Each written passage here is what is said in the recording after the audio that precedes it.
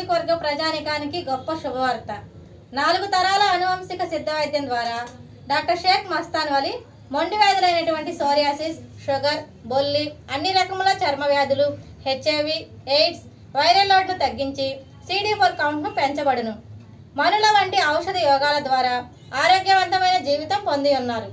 Liver, kidney, ఊపిరితిత్తులు, నడుముల నొప్పులు, మోకాలు నొప్పులు సంబంధించిన అన్ని వ్యాధులు చూడబడును. మెదడులో వచ్చు అన్ని వ్యాధులు, చిన్నపిల్లలకు వచ్చే సచ్చువాతం, అమ్మవాతం, నెమ్ము, ఆయాసం, ఆస్తమా మొదలగు అన్ని రకాల వ్యాధులకు అధునాతన వైద్యం సిద్ధ వైద్యం. షుగర్ వల్ల వచ్చే అన్ని సమస్యలకు చక్కటి పరిష్కారం లభించును. క్యాన్సర్కి ప్రత్యేకంగా చూడబడును. సంప్రదించవలసిన మా address Vinukonda, Veltur road, Srinivasa clinic, doctor Shaik Mastan Vali. Cell number 7013922141 9492901472. ధీరా న్యూస్ కి స్వాగతం. నేటి ముఖ్యాంశాలు. వినుకొండ పట్టణం నందు ఉచిత ఇసుకను ప్రకటించినందున భవన కార్మికులతో కలిసి చంద్రబాబు చిత్రపటానికి పాలాభిషేకం చేసిన వినుకొండ శాసనసభ్యులు జీవి ఆంజనేయులు, మాజీ శాసనసభ్యులు మక్కెల మల్లికార్జున మరియు నాయకులు పాల్గొన్నారు.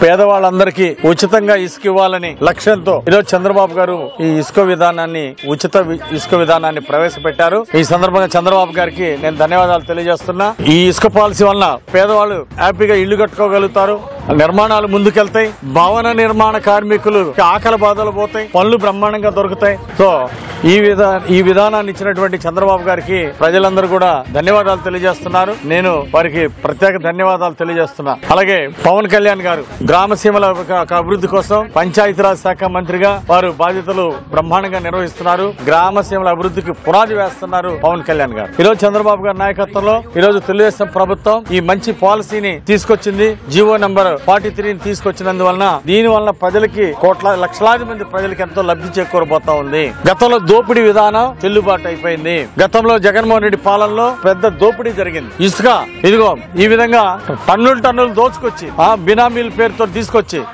బ్లాక్ మార్కెట్ లో అమ్ముకున్నారు గత ప్రభుత్వం. ఇక్కడ ఈ రోజు ఇదే ఇసుకని పేదలకు పంచి పెడుతున్నాం. ట్రాన్స్పోర్ట్ లోడింగ్ ఖర్చులు తప్ప ఒక్క రూపాయి కూడా ఖర్చు లేదు ఇసుక కొనుక్కునే పేదవాడికి. ఈ రోజు బీసీలు, ఎస్సీలు, ముస్లిం మైనార్టీలు ఇల్లు కట్టుకునే పేదవాళ్ళకి ఈ ఇసుక విధానం, ఉచిత ఇసుక విధానం ఎంతో ఉపయోగపడబోతా ఉంది. మరి ఈ సందర్భంగా వినుకొండ నియోజకవర్గంలో ప్రజలందరూ కూడా ఇల్లు కట్టుకునే వాళ్ళు ముందుకొచ్చి ఈ ఇసుక విధానాన్ని ఉపయోగించుకోవాలని నేను ప్రజలందరూ కూడా నేను విజ్ఞప్తి చేస్తున్నా.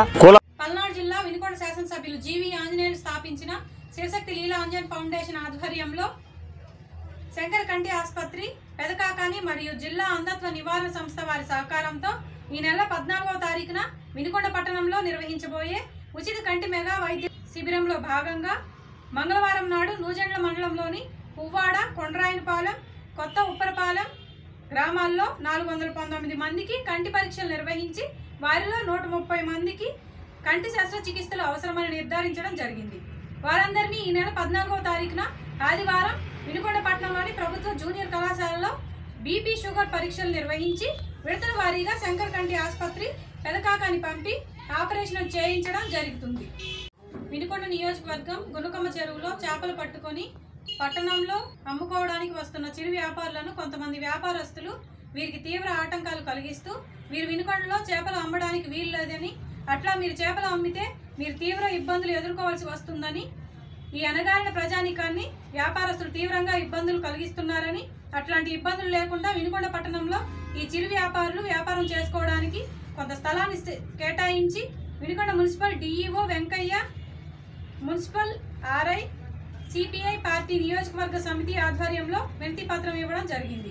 ఈ సందర్భంగా సిపిఐ పార్టీ ఏరియా కార్యదర్శి గోదాల శ్రీనివాసరావు మాట్లాడుతూ అణగారిన వర్గాల వారి తాతల ముత్తాతల కాలం నుండి గుళ్ళకమ్మ చెరువులో చేపలు పట్టుకొని పట్టణంలో చేపలు అమ్ముకుంటూ వారి కుటుంబాన్ని పోషించుకుంటూ ఉండేవారని, అదే పద్ధతిలో ఈ రోజు మరికొంతమంది చేపలు పట్టుకొని అమ్ముకుంటున్నటువంటి వారిపై వ్యాపారస్తులు వీరిని ఆటంకపరుస్తూ పలు రకాలుగా వీరిని భయభ్రాంతులకు గురి చేస్తూ ఉండడం సరైన పద్ధతి కాదని, వీరు చేపలు పట్టుకొని అమ్మడం తప్ప వీరికి మరొక పని తెలియదు.